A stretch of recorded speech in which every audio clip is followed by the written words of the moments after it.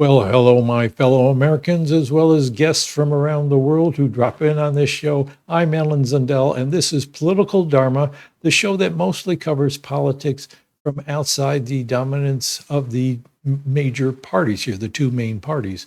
On this week's updates, I actually look at some confirmations of appointments into the Trump administration. Both Robert F. Kennedy Jr. and Tulsi Gabbard, former Democrats who were also former independents, have been confirmed and sworn into office.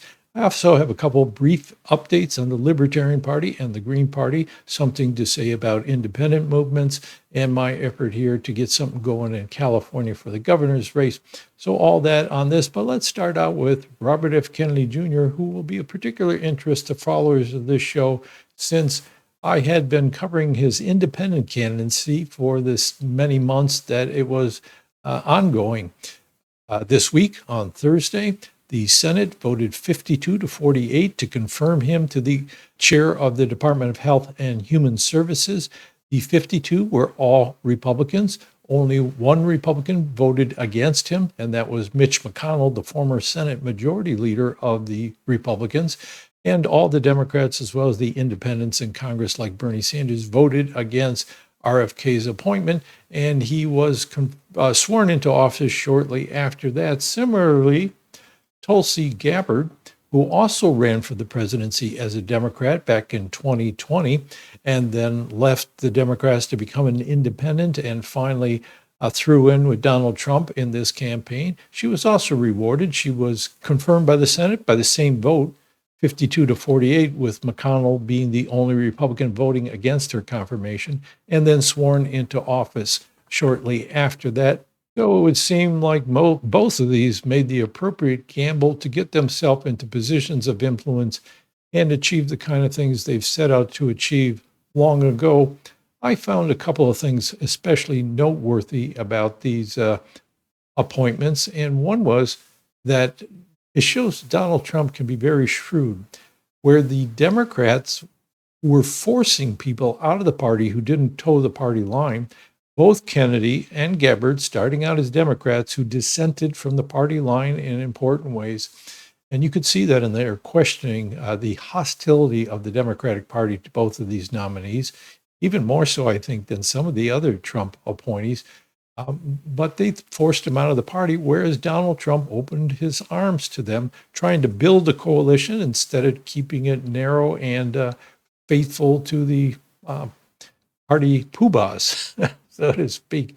So Democrats here screwed up in another way. Donald Trump showed his shrewdness in this way, and both Gabbard and Kennedy had their efforts pay off. Now, how this is going to play out over the coming year or so is hard to tell, whether either of them in their willingness to speak against the powers that be in their respective parties previously will hold true if Donald Trump asks them to do something they don't want to do or don't think is right, or blocks them from doing something they do want to do.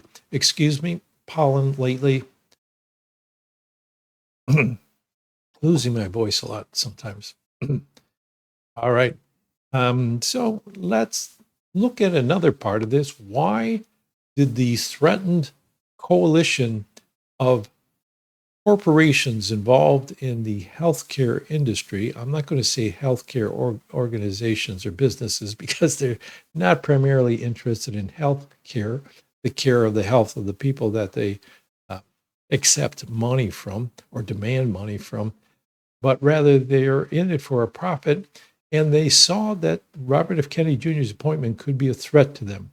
I'm thinking of people like pharmaceutical manufacturers, and we all know that Big Pharma has a huge and effective lobby in Washington, D.C. Doctors, other health insurers, of course, had a stake in this. Why didn't their threatened coalition to sink the Kennedy appointment come to pass? Well, Politico had an interesting article earlier this week. Let me pull that up for you. This is from last Wednesday by Daniel Payne. The headline is "Why the Healthcare Industry is Letting RFK Jr. Cruise to Confirmation." Apparently, they made a decision, most of these institutions to lay low rather than trying to sink Kennedy's nomination and influence Republicans. If they had gotten just a few votes from Republicans against Kennedy, he wouldn't have been confirmed. So what's going on there? Well, let's look a little further into the article here at some of the things they had to say. They said groups thought to have clout to steer policy and funding in Washington because they enjoyed bipartisan support and huge lobbying budgets, those two are connected, have remained silent about Kennedy, even though they had concerns about him. It says that's because they didn't think they could stop him or think the cost of speaking out would be too steep. By staying mum, they hoped to limit the fallout. In other words, they decided that the pushback would be too much to risk, that they would probably lose this battle, and that they could maybe influence him or the Trump administration to rein him in behind the scenes if they did it quietly after the confirmation and he got into office. So they're showing their little leery of doing something publicly in opposing Kennedy. It also says further on in the article, by not aiming their fire at Kennedy, the industry hopes to avoid inflaming the Make America Healthy Again movement he leads. It brought grassroots pressure on senators. Down there's a quote from one of these lobbying firms. RFK Jr. isn't just a nominee for a cabinet position. He's also a leader for a major movement in America. And the takeaway from that would be that ordinary citizens, if they're well organized, can make a difference. They can actually achieve something, and we'll see what RFK is able to achieve, but they certainly were able to get their person into office. And I can understand that because as a person who has dealt with chronic illness in my own family, I know that there's a lot of us out there, and it's not being appropriately addressed by the health industry. They've long resisted trying to look into chronic illnesses unless they can find a way to make money off of it. And believe me, they make money off of people being sick and not as much money off of people being well. Okay, that's what I had to say about those confirmations, and that finally that story has come to a kind of a high point, that the whole saga of Kennedy going from Democrat to independent, then to joining forces with Trump, and now being appointed to the office that he sought because it was able to do one of the major things he was trying to do when he first decided to run for office. Interesting journey, and we'll see what happens as it goes further. I don't have a lot else to say about what's going on with the Trump administration other than it looks pretty chaotic and radical, and the courts are pushing back a bit, but I think it remains to be seen whether they will defer to the courts or not. Interesting situation, to say the least. Could be a big disaster for Trump and everybody associated with him. In fact, I almost think it will be, because the economy is not in good shape, and I don't think, I've said this over and over, I don't think what he's doing is really going to improve things. I think they're going to go on a trajectory downhill in a way that the public becomes very much up in arms. And there is a sign of hope here that when the public is up in arms and organizes around something, they can make a difference. All right, let's move on from there. What's going on with the minor parties this week? Well, not a lot that I could find out, but the Libertarian Party, now that it's dumped its former chair, Angela McArdle, I say dumped, but she resigned. I think she resigned under pressure, though, because they are going forward with an investigation into her financial dealings as chair of the National Committee. But they're going to be discussing the sale of their party headquarters, which is in Virginia, near Washington, D.C., and they're doing that because they need money. They're trying to shore up their finances, which goes to show, to some degree, the dire straits they're in. That vote is going to be held in March to determine how they move forward with their new chair, who I mentioned, I think, just last week. And then the Green Party also had a little, both these reports are from Jordan Willow Evans in the Independent Political Report. the Green Party is setting up, or at least it's going to think about setting up a special fund to identify which of the Green Party members are running for and or winning office in nonpartisan elections, like for city council or mayor or other seats on local boards of various kinds.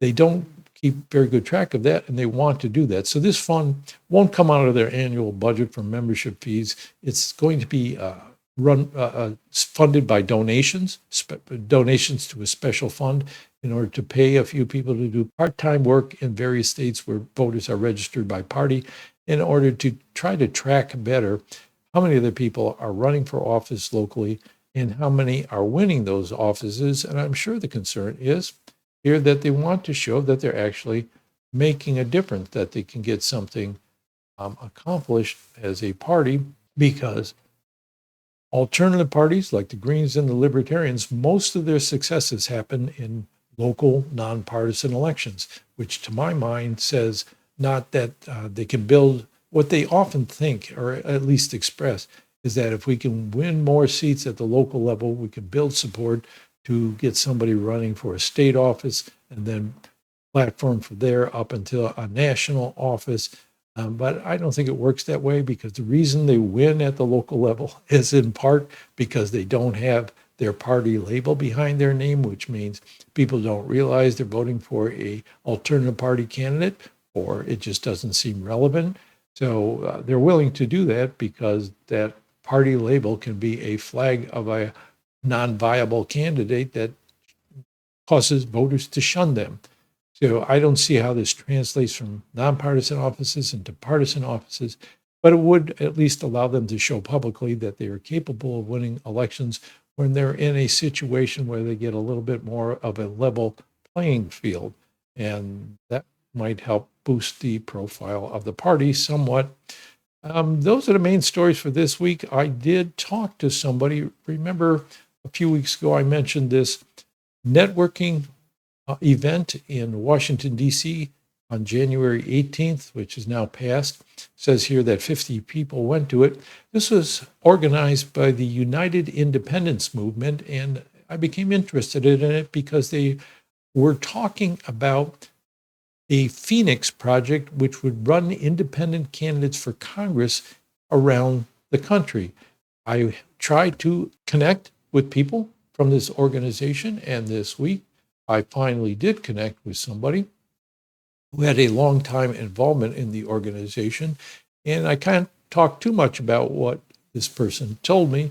They did say they would try to connect me with other people in the organization who know a little more about it, but there's a few details they want to keep to themselves for now. But I can say that this plan is going forward. They are working on identifying candidates and recruiting candidates, and they want them to be able to network with each other. The idea being, if they do get into office in the U.S. Congress, it would be good for them to be able to work together and hash things out as an independent force outside of the two major parties. A lot of times when an independent like Bernie Sanders gets into office, they by default end up caucusing with one of the major parties, in his case, the Democrats, because they don't have an independent group to be a part of that can have leverage in the Congress. If you can get a group of independents into the Congress and they can work together on a common course, they could leverage that, even if it's a small group, because the majorities of the Republicans in each house of the Congress are so slim. And we may see that all change after this next election, that it will lean a little towards the Democrats instead. So things are in play. Things could change quite a bit in this upcoming election, and I'll have more to say about this as I learn more. My final thing is, I put up a video a couple of days ago about my so-called independent third party project, so-called by me. I haven't come up with a better name yet. I'm still soliciting names. I've heard from someone who said they didn't like the word third party. I don't much either, but it does convey the idea of having a party in addition to the two major parties that might have some chance at influencing an election. I did put up a blog post I wanted to make you aware of in case you want to know more about how this project would work.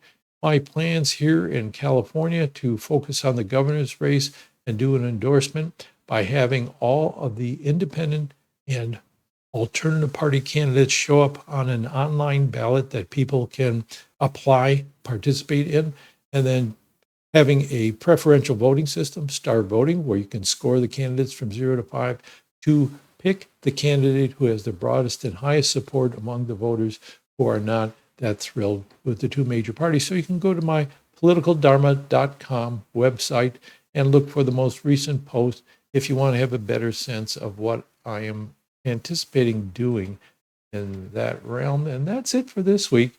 I'm hoping to see more hoping to present more to you next week. I'm digging for information, what's going on. But the news outside of the presidential race, they don't cover too much of the parties outside of the two major parties. They get all focused on what's going on with the president and Congress till the next election rolls around. So this year, we're going to kind of tread water and do a little more legwork trying to find news about what's going on outside the two major parties. So stick with me and we will do the best we can. All right. Thanks a lot for watching as usual. If you like the show or want to continue on with it to see what's going on in the world of alternative politics, subscribe, share, like, comment, all that. You can even make a donation if you go to politicaldharma.com. All right. Thanks a lot. And I'll see you again sometime. Bye.